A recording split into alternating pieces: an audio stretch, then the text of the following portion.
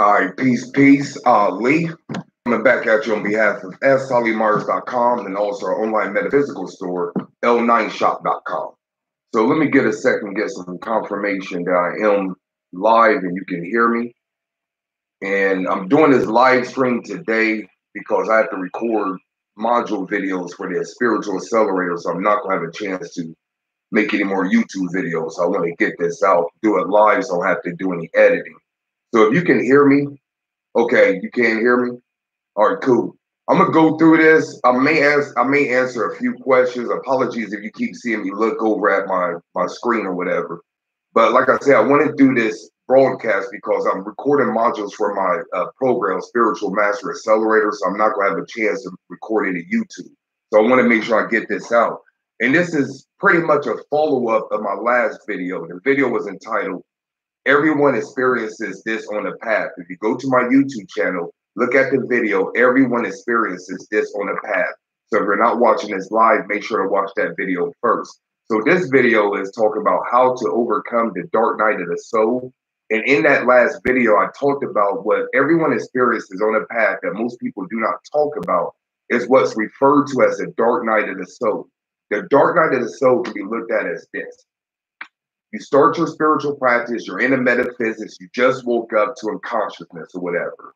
Now you're starting to experience all kinds of setbacks. It could be relationships, health, finances, jobs, so many different things, but it seems like you're not getting ahead.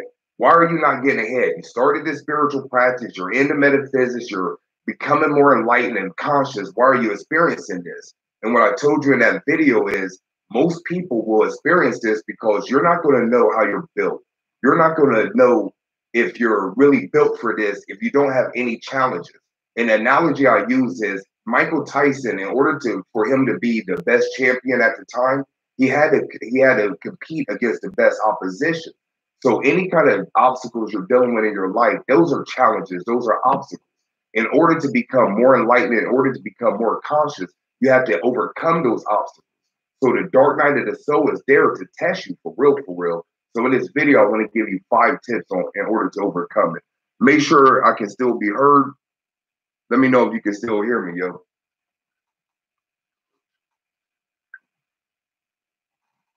Y'all still hear me? Okay, cool. All right, the first tip is you want to go through it.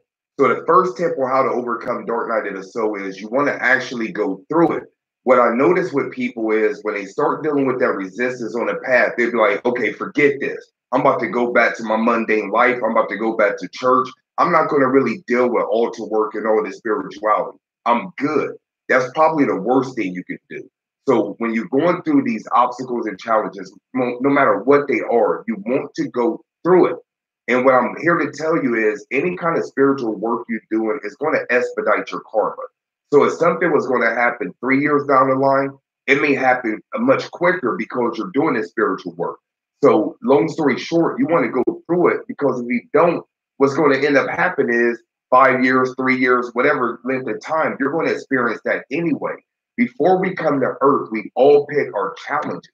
It's hard for most humans to comprehend this, but before you came here, you said that when I turned 25, I was going to become divorced. When I turned 30, I was going to get this disease, and so on and so forth.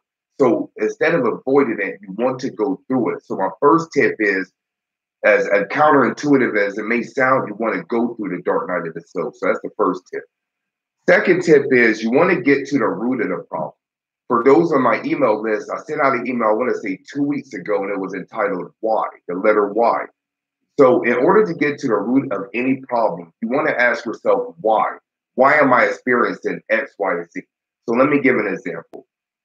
Say down your path, your dark night of the soul deals with you losing people, losing relationships or whatever. So what you can do is say, why am I losing these relationships? And the answer could be because I'm taking a spiritual practice. I set up my altar. My family don't jive with it. So I'm losing these relationships because my family don't respect my spiritual practices. Then you can be like, why don't they respect my spiritual practices? And then the answer may be, well, they grew up in church.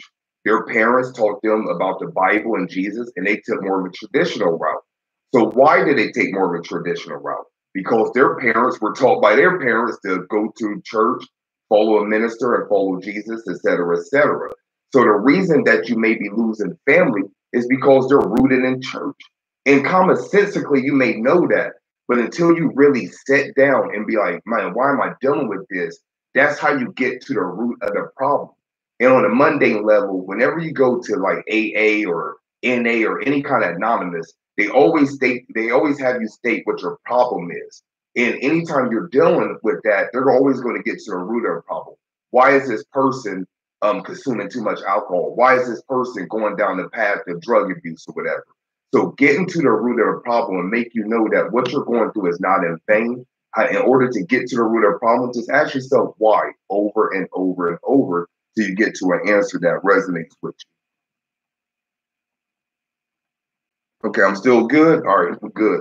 All right, third tip for overcoming the dark night of the soul is ground yourself with one or two practices. Like I mentioned in that video, everyone experiences this on the path. I told you that you want to continue doing your practices, even if you dial it down a little bit. Especially when you're brand new, you may be trying to do 5 or 6 things at once, and to no avail, and feel like none of those things are working for you. When you're going through this dark night, what I suggest is you dial it down and ground yourself with one or two practices. I'll recommend maybe like meditation and doing your altar work. If you're consistent with those practices, you'll stay grounded and you'll still be adding light to your life. Like I said, it's going to seem like things are going disarray, relationship, finances. It's going to seem like everything is messed up. But as long as you stay focused on one or two things, that'll keep you grounded in spirituality and keep you motivated. So the third tip is ground yourself in one or two practices.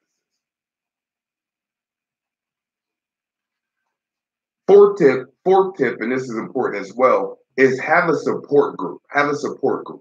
When you're going through the dark night of the soul, you may feel like you're alone. You may feel like no one is experiencing this. That's why it's important for more spiritual teachers, more spiritual leaders to talk about the dark night of the soul to let you know that this is common. So make sure that you surround yourself with like-minded people. If you're fortunate to have family and friends in the flesh, like in your physical surroundings, make sure you build with them as often as possible.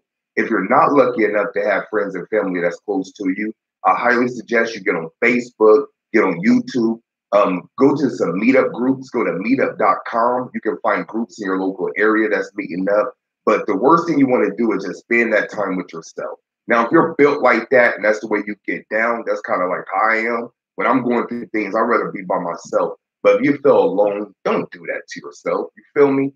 Just get with some like-minded people. And if you live in 2018, you can get on Facebook, get on social media, and make that happen. So the fourth tip is surround yourself with a support group. And the last tip I recommend is keep a journal. Start to record what you're doing every day. Talk about your problems. Talk about what you did to overcome it. But keep a journal every day. And the reason why I recommend this is it's going to keep you focused on your spiritual practices. The deeper science of the dark night of the soul is, and I'm just going to put it out there, is there are beings that do not want you to grow. You can call them demonic beings, you can call them lower astral entities, but there's a host of different beings that do not want you to grow. So when they see that you're increasing your life, they're going to put things in your path to make you kind of like sway you from going down that spiritual path. So the reason I want you to keep a journal is so you stay focused and you start to record what's going on. And once you get over these things, you'll be able to look back in your journal and be like, man, 3 weeks ago I was experiencing this, but now I'm here. It's showing you where you were and now where you are. A lot of times we forget the things that we overcome. So when you keep a journal, it's going to keep a constant reminder of what you're experiencing. So the fifth tip is keep a journal. And like I said, there's a host of beings that do not want you to grow. Business, we like to talk about the beings of light, call them ascended masters, angel, gods, and stuff like that. But there's also a flip side of that, if you would. There's a polarity to what you call light and good. We can call dark and evil. Those beings do not want you to grow. So when you're going through this dark night of the soul, just know that there's things that are there to prevent you from growing. But as long as you stay on a path, the beings that are there to help you, they're going to resonate with you and make sure you get through it.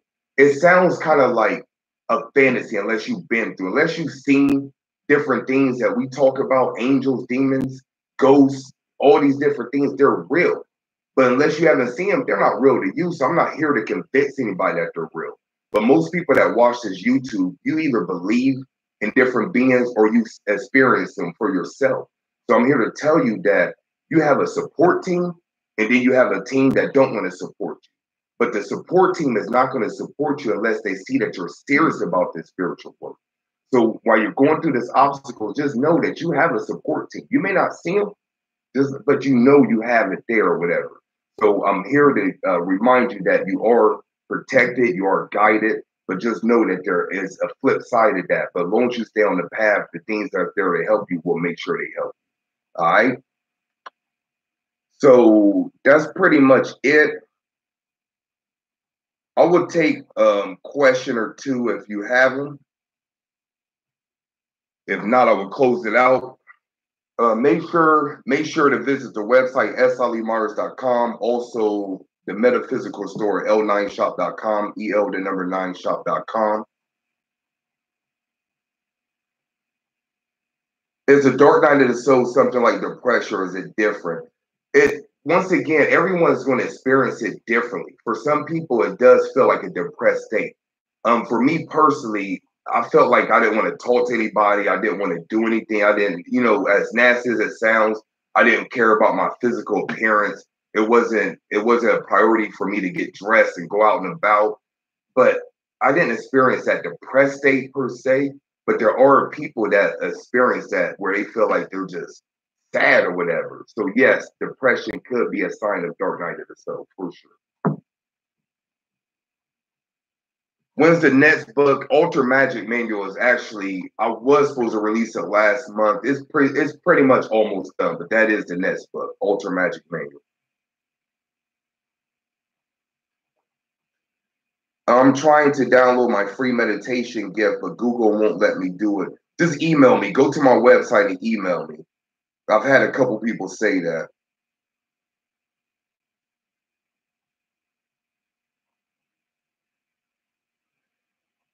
I'm in your book. I've had for a while, and I need help on picking a god for my altar. I want to protect one of my numbers. Just research those deities that fall under that number and pick the one that resonates most with you for protection. Put it like this, yo. All the deities can protect, they can bless, they can heal relationships, they can do a myriad of things. But when you look up a deity, they may have one or two specialties, but just know deities can do everything. So it really doesn't matter for the most part. All right, that's what it is.